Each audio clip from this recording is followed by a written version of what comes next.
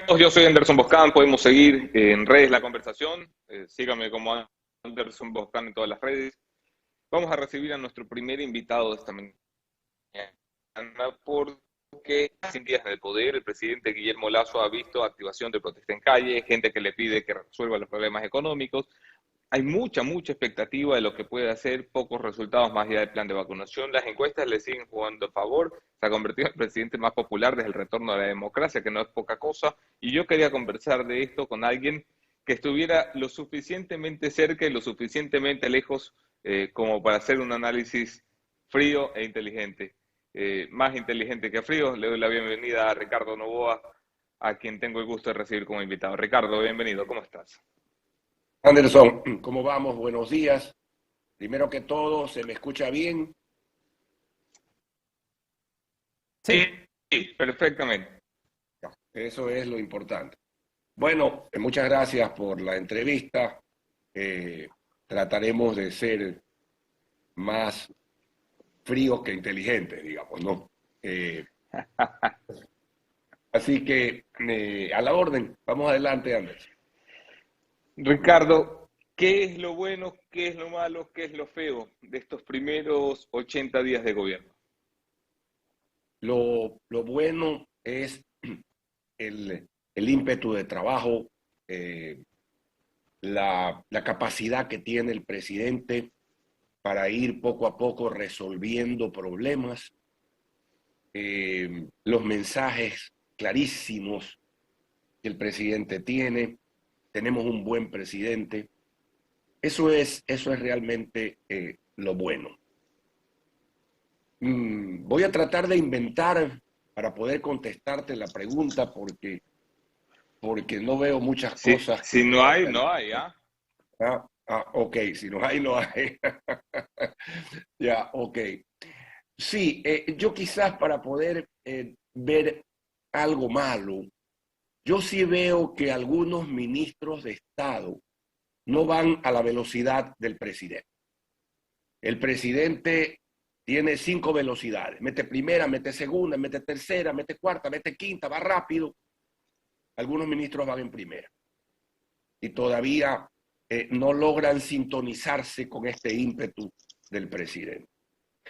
Lo feo no lo veo, sinceramente no lo veo. Eso es más o menos lo que te pudiera contestar a esta inquietud. Algunos ministros van en primera. ¿Te animas a dar algún nombre? A ver, más que nombre, vamos a un concepto. El presidente está clarísimo en una economía de mercado abierta. Sus mensajes son más Ecuador en el mundo, más mundo en el Ecuador. Para resumir lo que significa una economía de apertura, vamos a abrir los aranceles, etc. Vamos a aumentar la producción de petróleo. Tal vez los ministros, algunos, energía, por ejemplo, se encuentra con una burocracia interna que no permite ir adelante con algunas de las ideas del presidente y todavía te encuentras con muchos caras de no. Hay que hacer tal cosa, no se puede por tal circunstancia.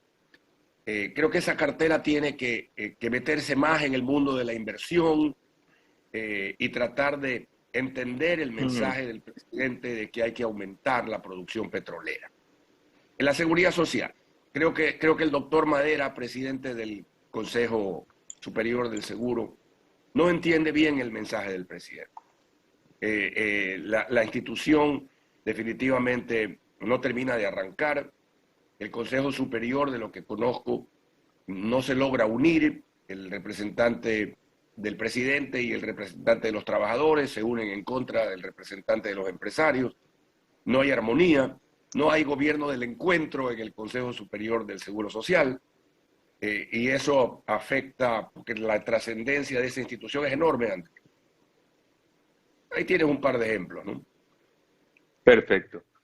Ricardo, cuando se piensa en los primeros 100 días, Se piensa evidentemente en la gran promesa de la vacunación, algo que ni siquiera eh, los más amargados y los más correístas podrían denostar y han tenido que salir a reconocer como un proceso absolutamente exitoso que va a superar largamente los 9 millones de vacunados completos para el día 7 de septiembre, que es la meta. Pero cuando uno mira a otras áreas en las que se esperaba un rendimiento eh,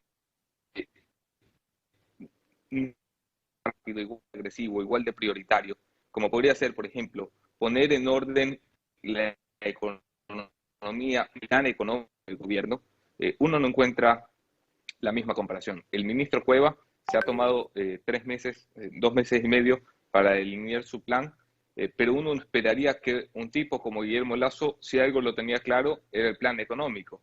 ¿Por qué todavía no está? Bueno, yo creo que tú anotas algo que es evidentemente cierto. El ministro de Finanzas es un gran técnico. Viene precedido de un currículum impresionante. Tampoco es fácil, tampoco es fácil poner en orden el desorden de muchos años. Tampoco es fácil el contar con, en esa cartera de Estado, con a lo mejor 20, 30 personas que tienen que poner en marcha una serie de planes y de proyectos, porque todavía está enquistado el correísmo en el gobierno. Esto es verdad. Fue un gobierno que duró 10 años y que yo creo que Moreno logró desmontarlo en algunas cosas y en otras no. Entonces, aquellas otras que no, hacen que el funcionario enquistado en esa cartera de Estado sea un permanente bloqueo para los cambios. Entonces, hay que poner en orden las finanzas públicas. Te encuentras con un gasto excesivo, te encuentras con que hay que hacer un proyecto de reforma tributaria, pero también tienes que cuidar al mismo tiempo cuál va a ser el sacrificio fiscal y cómo lo vas a diseñar. Muchas veces cuando ya llegas a sentarte en el puesto te das cuenta que en la transición no te contaron todo, no tuviste acceso a toda la información, que la transición no fue tan buena como pensaste que era. Y entonces tienes que empezar un poco desde cero. Entonces yo sí se la doy al ministro de Finanzas en el sentido de que tal vez encontró un estado distinto al que le pintaron, o con algunas otras dificultades de poder operar adecuadamente. Ahora, ya pues al día 100 ya deberíamos de contar con un clarísimo programa económico y eso sí, el país lo está esperando, ¿no? El país está esperando el proyecto de reforma tributaria que tiene que enviarse al Congreso, yo diría que máximo hasta septiembre 15, septiembre 30.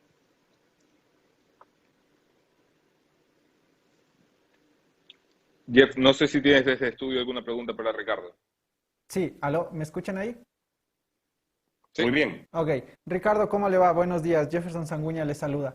Le preguntaba, un poco usted mencionaba ya el tema de la reforma tributaria, el tema del plan económico, de no saber hacia dónde va el país en este ámbito. Pero también quedan otras deudas y quisiera saber desde su lectura cuáles son las otras deudas pendientes que aún tiene el presidente Lasso y que no ha podido consolidar o no ha podido clarificar a la ciudadanía en estos primeros días de gobierno. Creo que la entrevista que tuvo hace un par de días el presidente fue magnífica, fue estupenda. Él tiene muy claro lo que hay que hacer en el país. Y yo pienso que luego de observar lo que sucede en la Asamblea, la reforma política del país se vuelve impostergable, Jeff, impostergable. Creo que la reforma económica se va a ir dando. Se van a ir enviando al Congreso los proyectos de ley como la reforma tributaria o en su momento el nuevo, llamemos nuevo código laboral con la reforma al nuevo emprendimiento, la creación de nuevos esquemas de trabajo. Yo creo que eso se va a dar. Y si es que, veremos cómo reacciona la Asamblea. y si es que Pero tiene la bastante, reforma Claro, y si tiene bastante claro el presidente lo que tiene que hacer, como lo bien mencionaba usted y también como lo ha dicho en entrevista con los Cuatro Pelagatos, ¿por qué no lo hace? ¿Por qué aún no lo hace? Bueno, es decir, realmente todavía no tenemos ni siquiera los 100 días, ¿no? Ujú. Hay que redactar los proyectos y hay que buscar consensos. En eso la ministra Vela es una excelente buscadora de consensos. Eso es una ministra que actúa, que tiene experiencia parlamentaria y habrá que tratar de buscar los consensos. Yo en lo particular desconfío mucho de que esta asamblea vaya a aprobar los proyectos o a mí me decía Carlos Julio Arosemena Monroy alguna vez, el problema que hay con el Congreso es que por la puerta de entrada entra un chanchito lindo, gordito, rosadito, y por la puerta de salida sale un puercoespín. Entonces, usted puede tener un excelente proyecto enviado al Congreso y el Congreso lo tritura y lo que sale es un Frankenstein ahí del Congreso. Para eso es que hay que tratar de lograr consensos adecuados. Pienso que la ministra de Gobierno los va a buscar. Pero la otra cuestión vital que el país requiere es una reforma política. Y esa reforma política se hace es a través de una consulta popular. Y estos consensos de esta reforma política de la cual usted acaba de mencionar, se ha visto, por ejemplo, que en la Asamblea no alcanzan y todavía no tienen los votos para precisamente tener la aprobación de varios de los proyectos que tiene pensado el gobierno. En ese sentido, ¿cree usted que le está pasando factura al gobierno, al Ejecutivo, le está pasando factura la ruptura de la relación con el Partido Social Cristiano? No, yo no creo eso, porque yo creo que ideológicamente la UNE, el correísmo, pacto o no pacto, acuerdo o no acuerdo, no iba a respaldar los proyectos de apertura de la economía del presidente Lazo. No los iba a respaldar. Eso es una ilusión. Ni ideológicamente, ni a nivel político, ellos están en esa línea. Entonces, si volvemos la vista atrás, la decisión del 15 de mayo de romper ese pacto fue una decisión absolutamente válida. No está pasando factura. Le hubiera pasado una gigantesca factura si el acuerdo se hacía. Ahí sí hubiéramos tenido una factura enorme. Habrá que lidiar con el Congreso, como con la Asamblea, como lo han hecho muchos presidentes. Y finalmente se recurre al pueblo y es que la Asamblea no da las respuestas adecuadas. Bueno, Ricardo, hablando de asumir los desafíos y de empujar el carro y de todos los clichés que uno usa cuando comienza un gobierno, yo quiero entender por qué estoy hablando con Ricardo Noboa y no con el ministro Ricardo Noboa. ¿Por qué no te subiste al gabinete y al equipo? Porque, porque cada cosa a su tiempo. El Eclesiastés dice que hay tiempos para cada cosa. Hoy no es mi tiempo, Anderson. Yo estoy dedicado a mi profesión. Con el presidente hemos hablado muchas veces de esto. Uno tiene compromisos de trabajo adquiridos a través del tiempo, profesionales. Yo creo que el presidente tiene una enorme cantidad de gente joven, valiosa, capaz, brillante, talentosa y que va a ayudar a hacer un gran gobierno. Para mí es muy difícil hoy en día aceptar un cargo público dada la responsabilidad profesional que tengo desde la dirección de mi estudio jurídico. Yo ya serví al país desde 1984 hasta el año 2002, casi ininterrumpidamente a través de diversas funciones públicas. Y hoy en día realmente trasladarme a Quito nuevamente, dejar la profesión, es muy difícil, es muy difícil. Conmigo él sabe el presidente que cuenta para cualquier opinión, pero en un cargo público no. ¿El presidente está embobado con el poder, Ricardo? ¿Está obnubilado por esto que le pasa a los presidentes cuando llegan a un palacio presidencial, de ver la guardia presidencial, la escolta presidencial, el avión presidencial? ¿Eso le pasa al presidente? La nube rosada, dices. Sí, sí, esto, el estar obnubilado No, con su propia presencia. no, para nada, absolutamente. El presidente es un hombre sumamente sencillo, echa cable a tierra con enorme facilidad, sabe perfectamente que tiene una enorme responsabilidad con el país. No, para nada. El presidente es una persona llana con la que se puede conversar perfectamente.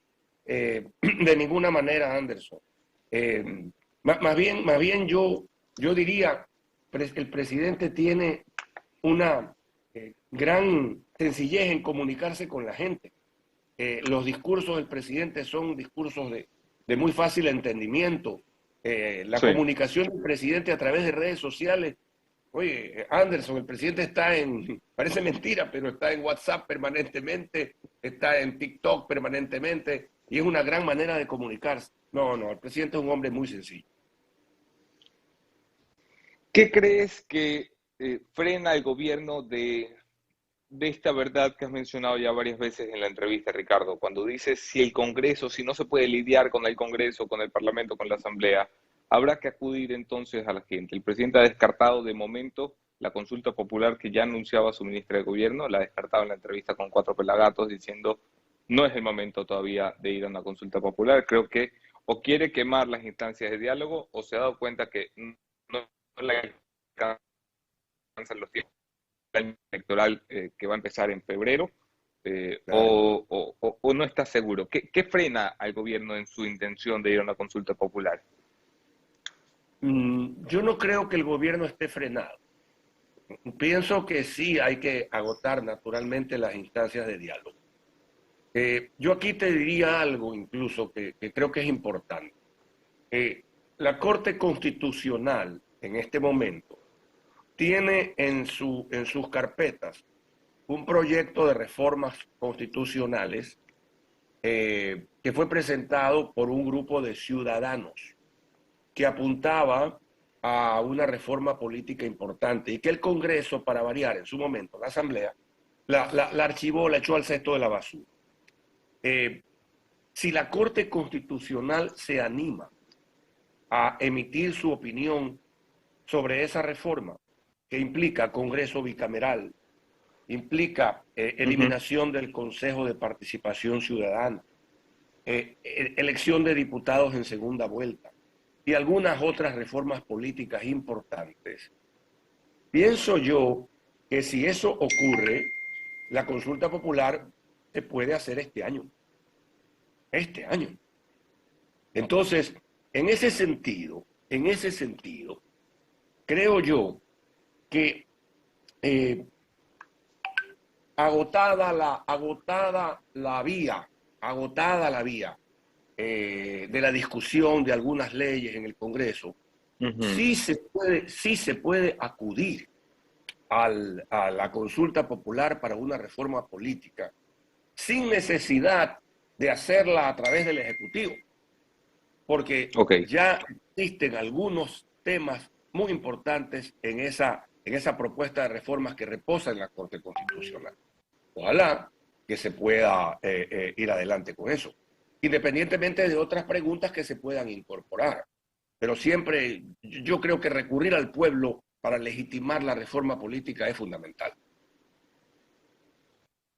Sí, pero una cosa es recurrir al pueblo con 73% de aceptación y aprobación y otra cosa es jugártela a ver a cómo estás a mitad de mandato, ¿no?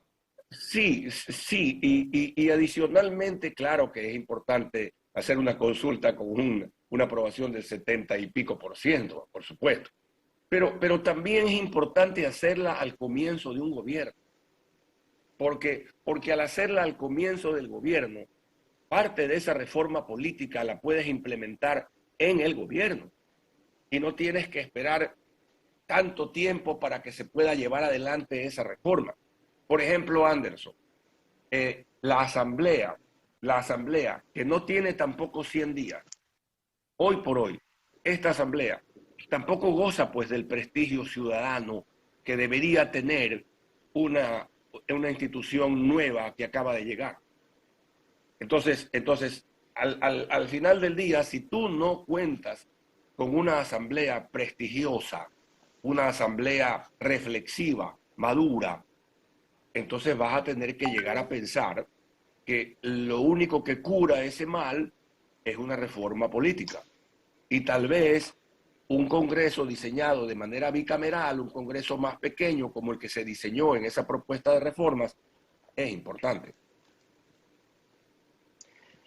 Ricardo Novoa Bejarano, muchísimas gracias por darnos un tiempito para conversar y para reflexionar. Sabes que te aprecio mucho, apreciaba mucho a tu hermano, que sin duda hubiese disfrutado de ver la oportunidad de cambio que tiene el Ecuador hoy en día. Así Un abrazo es. Gracias, fuerte, Ricardo. Un abrazo. Chao. Escucharon ustedes a Ricardo Novoa, una de las voces fuera de gobierno probablemente más cercanas al presidente de la República. Tenemos ya